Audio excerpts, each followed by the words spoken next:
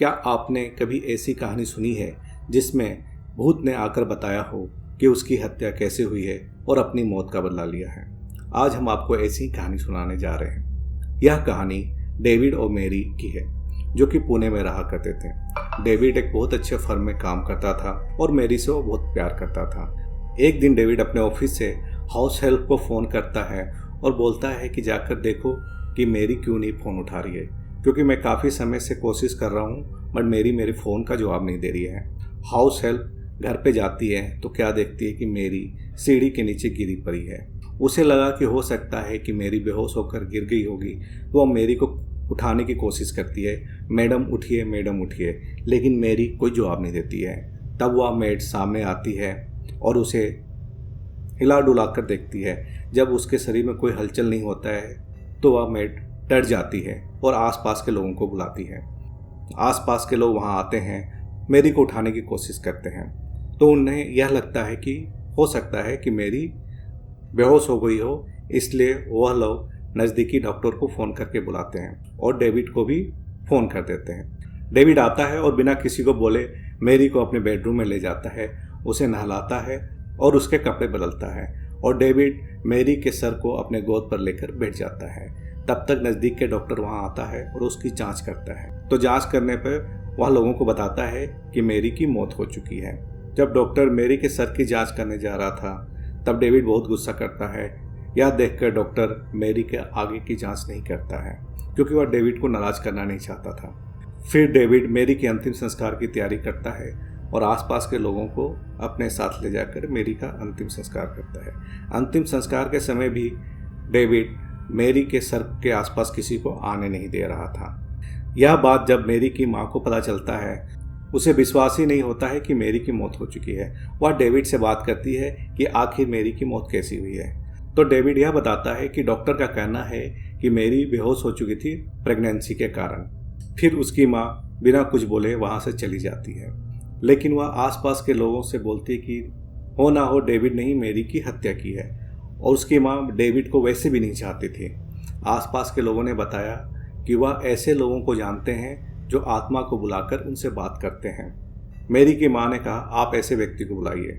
फिर वह लोग उस व्यक्ति को बुलाते हैं जो आत्मा से लोगों का संपर्क करवाता था। 4 दिन तक वो लोग बहुत कोशिश करते हैं मैरी की आत्मा को बुलाने के लिए। जब भी वो मैरी की आत्मा को बुलाते थे उस कमरे में बहुत अंधेरा हो जाता था और कमरा बहुत ही ठंडा हो जाता था, लेकिन मैरी नहीं आती थी। 4 दिन के बाद मैरी की माँ को सपना आया। सपने में मैरी ने बताया कि कैसे डेविड ने उसकी हत्या की थी। उसने बताया कि एक दिन डेविड ऑफिस से आने के बाद उसे सिनेमा दिखाने ले गया। जब वो लोग सिनेमा देखकर आ रहे थे तो डेविड के मोबाइल पर किसी का बार बार फ़ोन आ रहा था और वह उसे काट रहा था। जब मैरी ने उससे यह जानने की कोशिश की तो ये किसका फ़ोन है, तो डेविड ने बोला कि यह कोई स्पैमर है जो बार बार फ़ोन करके तंग कर रहा है। फिर दोनों घर आ गए। घर आने के बाद भी मैरी के मन में यह उत्सुकता बनी थी कि आखिर कौन बार बार डेविड को फ़ोन कर रहा था, क्योंकि जब भी फ़ोन आ रहा था डेविड का चेहरे का रंग उड़ जा रहा था। जब डेविड बालकनी में जाकर सिगरेट पी रहा था तो वह चुपके से उसके फ़ोन को देखने आती है। तब तक अचानक से डेविड आ जाता है और वह अपने फ़ोन को छीनने लगता है। इसी छीना झपटी में दोनों में काफ़ी हाथापाई भी हो जाती है। डेविड मैरी को धक्का मारकर नीचे गिरा देता है।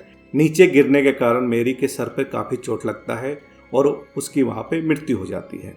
यार देखकर डेविड पहले तो घबराया, लेकिन फिर वह शांति से बैठ गया और उसने यह प्लान बनाया कि अगले दिन वह अपनी हाउस हेल्प को घर भेजेगा और उससे पता लगाने की कोशिश करेगा कि मैरी के साथ क्या हुआ। यह सब बताने के बाद मैरी वहाँ से चली गई। अगले दिन मैरी की माँ ने सरकारी वकील की सहायता से पुलिस स्टेशन पर जाकर कंप्लेन लिखाई डेविड के खिलाफ कि डेविड ने उसकी बेटी की हत्या की है। और आसपास के लोगों ने भी बताया कि अंतिम संस्कार के समय डेविड के हाव भाव ठीक नहीं थे और वह लोगों को मैरी के आसपास आने नहीं दे रहा था। इसके बाद वकील ने कोर्ट में अर्जी लगाई। फिर कोर्ट ने आदेश दिया कि मैरी का फिर से पोस्टमार्टम किया जाए।